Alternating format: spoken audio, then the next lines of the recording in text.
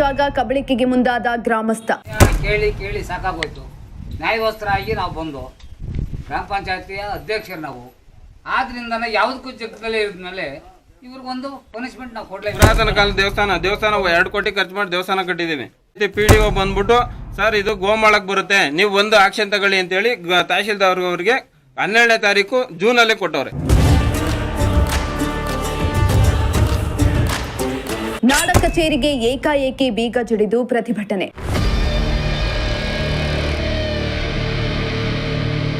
ತುಮಕೂರು ಜಿಲ್ಲೆ ಹೆಬ್ಬೂರು ಹೋಬಳಿಯ ರಾಮೇಗೌಡನಪಾಳ್ಯದ ಪ್ರಸಿದ್ಧ ಶ್ರೀ ಬೀರಲಿಂಗೇಶ್ವರ ಹಾಗೂ ಚಿಕ್ಕಮ್ಮ ದೊಡ್ಡಮ್ಮ ದೇವಸ್ಥಾನಕ್ಕೆ ಸೇರಿದ ಸರ್ವೆ ನಂಬರ್ 102ರಲ್ಲಿ 5 ಎಕರೆ 39 ಕುಂಟೆ ಜಾಗ ಗೋಮಾಳ ಜಮೀನು ಇದ್ದು ರಾತ್ರೋರಾತ್ರಿ ಗ್ರಾಮದ ಲಕ್ಷ್ಮೀಕಾಂತ್ ಎಂಬಾತ ಮನೆ ಕಟ್ಟಲು ಮುಂದಾಗಿದ್ದಾರೆ ಎಂದು ಗ್ರಾಮಸ್ಥರು ಆರೋಪವನ್ನ ಮಾಡಿದ್ರು. ಹೌದು, ಹೆಬ್ಬೂರು ಹೋಬಳಿಯ ರಾಮೇಗೌಡನಪಾಳ್ಯದ ಇತಿಹಾಸ ಪ್ರಸಿದ್ಧವಾದ ಶ್ರೀ ಬೀರಲಿಂಗೇಶ್ವರ ಹಾಗೂ ಚಿಕ್ಕಮ್ಮ ದೊಡ್ಡಮ್ಮ ದೇವಸ್ಥಾನವನ್ನ ಈಗ ನವೀಕರಣ ಮಾಡಲಾಗಿದ್ದು ಉದ್ಘಾಟನೆಗೆ ದಿನಗಣನೆ ಶುರುವಾಗಿದೆ. ಇನ್ನು ಈ ದೇಗುಲಕ್ಕೆ ಸೇರಿದ ಜಮೀನು ಸಂಬಂಧ ಕೋರ್ಟ್ನಲ್ಲಿ ಅರ್ಜಿ ಕೂಡ ಇದ್ದು ಲಕ್ಷ್ಮೀಕಾಂತ್ ಎಂಬಾತ ರಾತ್ರೋರಾತ್ರಿ ಮನೆ ಕಟ್ಟಲು ನಿರ್ಮಾಣ ಮಾಡಲು ಮುಂದಾಗಿದ್ದ. ಇದರಿಂದ ಆಕ್ರೋಶಗೊಂಡ ಗ್ರಾಮಸ್ಥರು ಹೆಬ್ಬೂರು ನಾಡ ಕಚೇರಿಗೆ ಭೇಟಿ ನೀಡಿ RI ಅವರನ್ನ ಭೇಟಿ ಮಾಡಲು ಮುಂದಾದ್ರು. ಆದರೆ ಕಚೇರಿಯಲ್ಲಿ RI ಇರದ ಕಾರಣ ಗ್ರಾಮಸ್ಥರು ನಾಡ ಕಚೇರಿಯಲ್ಲಿದ್ದ ಸಿಬ್ಬಂದಿಯನ್ನ ಹೊರಕಳಿಸಿ ನಾಡ ಕಚೇರಿಗೆ ಬೀಗ ಜಡಿದು ಪ್ರತಿಭಟನೆಯನ್ನ ನಡೆಸಿ ಆಕ್ರೋಶವನ್ನ ಹೊರಹಾಕಿದ್ರು. ಕೇಳಿ ಕೇಳಿ ಸಾಕಾಗೋಯ್ತು.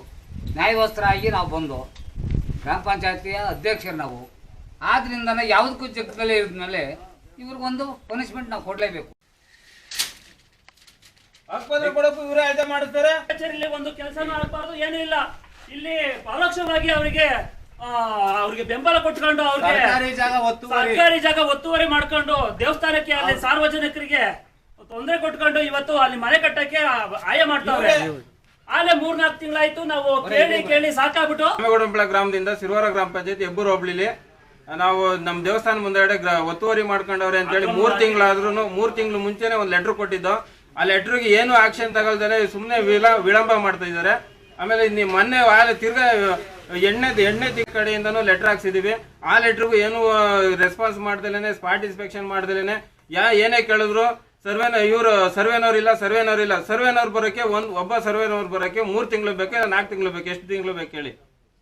ನೀವೇ ನ್ಯಾಯ ಕೊಡಿಸ್ಬೇಕು. ನಮ್ಗೆ 4 ತಿಂಗಳಾದ್ರೂ ಒಬ್ಬರಿದ್ದೀವಿ.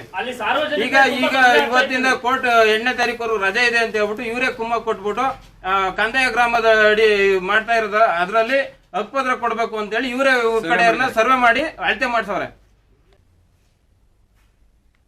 ಸ್ಟೇ ಕೊಟ್ಟಿದ್ದಾಗ ನಾವು ಅದನ್ನ ಮಧ್ಯಪ್ರವೇಶ ಮಾಡೋದಕ್ಕೆ ಸಮಂಜಸ ಅಲ್ಲ ಅಂತ ನನ್ನೊಂದು ಅಭಿಪ್ರಾಯ. ಹಾಗಾಗಿ ನಾನು ಈ ವಿಚಾರನ ಇವಾಗೇನು ಸಾರ್ವಜನಿಕರು ಬಂದು ಇಲ್ಲಿ ನಾಡ ಕಚೇರಿ ಮುಂದೆ ಗಲಾಟೆ ಮಾಡಿದರೆ ಅವರ ಅಹವಾಲನ್ನು ಮಾನ್ಯ ತಹಸೀಲ್ದಾರ್ ಅವರ ಗಮನಕ್ಕೆ ತಗೊಂಬಂದು ಮಾನ್ಯ ತಹಸೀಲ್ದಾರ್ ಅವರು ಏನು ಸೂಚನೆ ಕೊಡ್ತಾರೆ ಅದರಂತೆ ನಾನು ಆಕ್ಷನ್ ತಗೊಳ್ತೇನೆ. ಈಗ ಪ್ರತಿಭಟನೆ ವಾಪಸ್ ಪಡೆದುಕೊಂಡಿದ್ದಾರಾ? ಸದ್ಯಕ್ಕೆ ವಾಪಸ್ ಪಡ್ಕೊಂಡಿದ್ದಾರೆ. ಯಾಕಂದರೆ ನ್ಯಾಯಾಲಯದ ಆದೇಶ ಇದು. ನ್ಯಾಯಾಲಯದ ಆದೇಶ ಅಂದರೆ ಗಣ ನ್ಯಾಯಾಲಯಕ್ಕೆ ನಾವು ನ್ಯಾಯಾಲಯಕ್ಕೆ ಅಂತ ನಾವೇನು ದೊಡ್ಡವರಲ್ಲ. ನ್ಯಾಯ ಆದೇಶ ನಾವು ಗೌರವ ಕೊಡಬೇಕಾಗುತ್ತೆ. ಆ ಗೌರವದಂತೆ ಅವರನ್ನು ಇವಾಗ ಸದ್ಯಕ್ಕೆ ತಹಸೀಲ್ದಾರ್ ಹತ್ರ ಬಂದು ಮಾತಾಡ್ತೀನಿ ಅಂತ ಹೇಳಿದ್ದಾರೆ ಗ್ರಾಮಸ್ಥರು. ಈಗ ನಾನು ತಹಸೀಲ್ದಾರ್ ಹತ್ರ ಅವರನ್ನು ಜೊತೆಯಲ್ಲಿ ಇನ್ನು ಗ್ರಾಮಸ್ಥರ ಮನವಿ ಮೇರೆಗೆ ರಾಮೇಗೌಡನಪಾಳ್ಯ ಗ್ರಾಮಕ್ಕೆ RI ಭೇಟಿ ನೀಡಿ ಪರಿಶೀಲನೆಯನ್ನ ನಡೆಸಿದ್ರು. ತಹಸೀಲ್ದಾರ್ ಬಳಿ ಕರೆದುಕೊಂಡು ಹೋಗಿ ಈ ಬಗ್ಗೆ ಚರ್ಚೆಯನ್ನ ಕೂಡ ನಡೆಸಲಾಗಿದೆ. ಅಲ್ಲದೆ ದೇಗುಲದ ಒತ್ತುವರಿ ಜಾಗದ ಸಮಸ್ಯೆ ಇತ್ಯರ್ಥಗೊಳಿಸುವ ಭರವಸೆಯನ್ನ ಕೂಡ RI ನೀಡಿದ್ದಾರೆ. ಅದೇನೇ ಆಗಲಿ ದೇವಸ್ಥಾನದ ಜಾಗವನ್ನ ಅಕ್ರಮವಾಗಿ ಒತ್ತುವರಿ ಮಾಡಿಕೊಳ್ತಾ ಇದ್ದ ಆರೋಪ ಇದ್ದು ಮುಂದಿನ ದಿನಗಳಲ್ಲಿ ಅಧಿಕಾರಿಗಳು ಯಾವ ರೀತಿ ಕ್ರಮ ಕೈಗೊಳ್ತಾರೆ ಎಂದು ಕಾದು ನೋಡಬೇಕಾಗಿದೆ. ಶ್ರೀನಿವಾಸ್ ಸೋಪನಹಳ್ಳಿ, ಪ್ರಜಾಶಕ್ತಿ TV, ತುಮಕೂರು.